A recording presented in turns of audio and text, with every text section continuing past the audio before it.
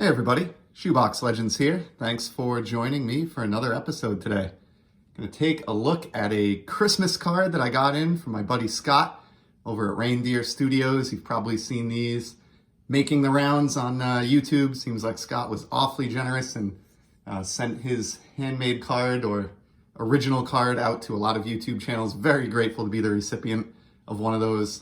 Skaght is a super talented artist, awesome member of the cardboard community here on YouTube, and someone whose channel I have enjoyed immensely here in my first year on the platform. So I'm going to look at that, and then going to take a look at a few 1953 Topps baseball cards. I'm just kind of in the mood for vintage baseball today. I love the 53 Topps set, so we're going to get into a few sort of commons from the set that I've picked up over time. Am working on a pursuit of a complete set there. So Skaght, my wife, took my blue packing tape to school to help put some things up in her classroom, hasn't brought it back, so I wasn't able to block out the addresses on the front of the card, so I hope you don't mind. I took some liberty here and did my best Reindeer Studios quick sketch on the back here to give you some credit, since I don't plan on showing the front.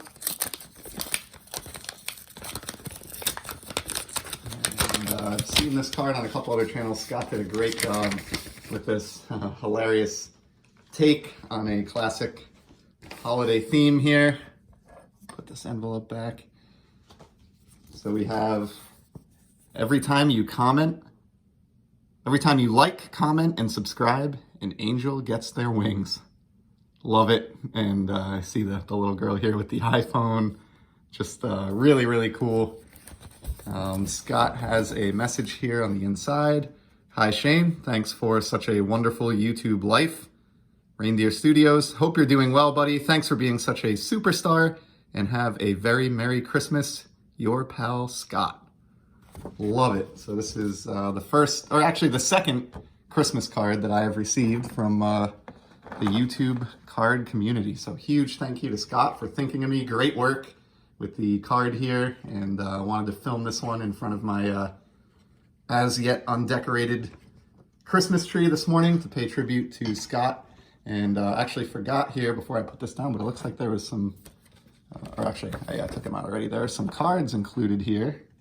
Looks like Skaght sent a pair along, and this first one is a stunner. So we've got a 1968 Topps, 67 batting leaders with 3 bona fide Hall of Famers there. Carl Yastrzemski, Frank Robinson, and Al Kaline. Beautiful. I do not have this card.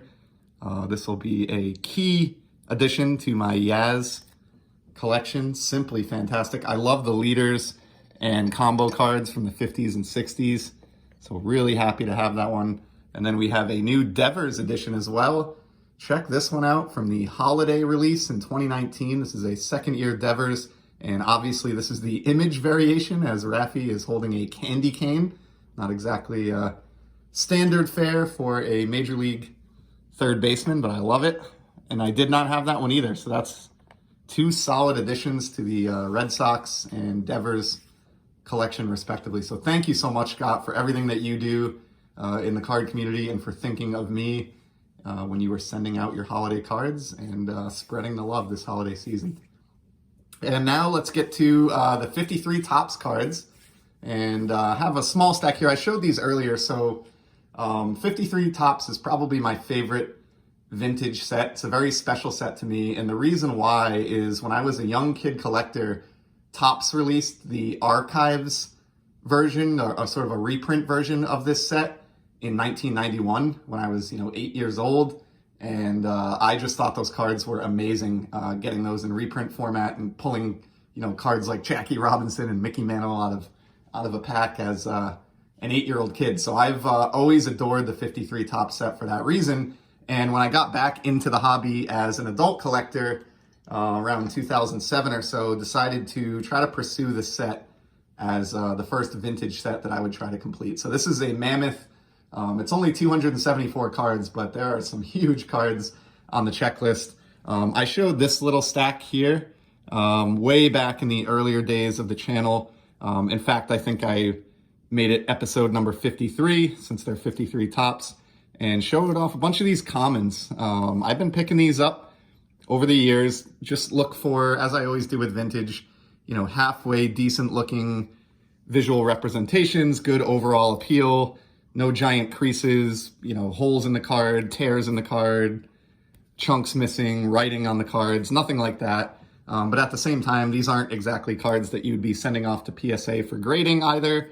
A lot of them have, slightly rounded corners, or just a little bit off center, whatever the case may be. But I just adore these. And so plotting my way towards the 274 card complete set, I do have some of the bigger cards of Hall of Famers in graded format that I'll get to on some point in the channel's future here. That little stack that I just thumbed through was, I think, 20 or so that I showed off all the way back in episode 53. And then I grabbed another dozen just to look at today. And we have a Red Sox player here to lead things off, Faith Roanberry.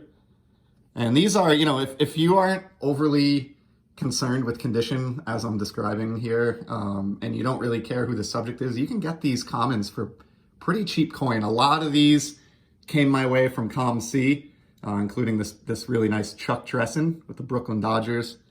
And I'm still picking these up on ComC for, $3 here, $4 there, $2.50 here, and just sort of plodding my way along. It's going to be a long time before I finish this release. The high numbers are pretty rough, but feels good to be working my way towards there. So after the 20 that we looked at initially, and then another dozen today, be up to 32 cards that I've shown on the channel, better than 10% of the set. Here's a nice string bean, Maurice McDermott, Gerald Staley. Just really nice portrait paintings and artwork on these. Love the Fightin' Phillies logo there. This Carl Drews. A lot of Red Sox content in this batch. I did, when I first started collecting this set back in 2007, I foolishly thought I was going to do a PSA graded set, and bought a lot of them in a PSA 6 over the years. A couple of years back, I decided to sell that lot off because they were pretty valuable, and I used the money towards some other things. And one of the things I used the money towards was buying some of these quote-unquote raw commons, which are just perfect for me. And so I've sort of been revamping my 53 set in raw format, but I did keep all of my Red Sox slabs and some of the most, if not all, of the Hall of Fame slabs when I sold the others. So Del Rice, this one's a little bit more beat up than most of the others in my set pursuit. Ed Uhas, Joe Rossi of the Pirates, really great Pirates logo used here by Topps in 53. And of course, these are oversized cards. I think most people know this, but some of the early Topps and Bowman releases from the early through mid 50s were larger size cardstock. So you can see if I lay this, 68 Topps card over the top, we have some excess height and a little bit of excess width on these 53s. They do make special penny sleeves and top loaders. They're called vintage penny sleeves and vintage top loaders that are for these larger size cards. So recommend those if you're going to get into any of these releases. That's what all these are stored in. Shout out to Ed Westergriff. Here's a Willie Puddinhead Jones. And then closing things out, we have Chuck Stobbs of the Washington Senators. Here's a look at the back. These are some of my favorite card backs of all time. Just very clean and legible. Getting a little bit of glare here, shooting in the living room today with the tree in the background, but nonetheless, you see a nice bold cartoon. Some of the easiest card numbers to sort in terms of being easy on the eyes in the history of Topps baseball cards. So these are, I think, all first series. I think everything that we've looked at here through these first two installments are, cards number 100 or lower. But the high series is rough.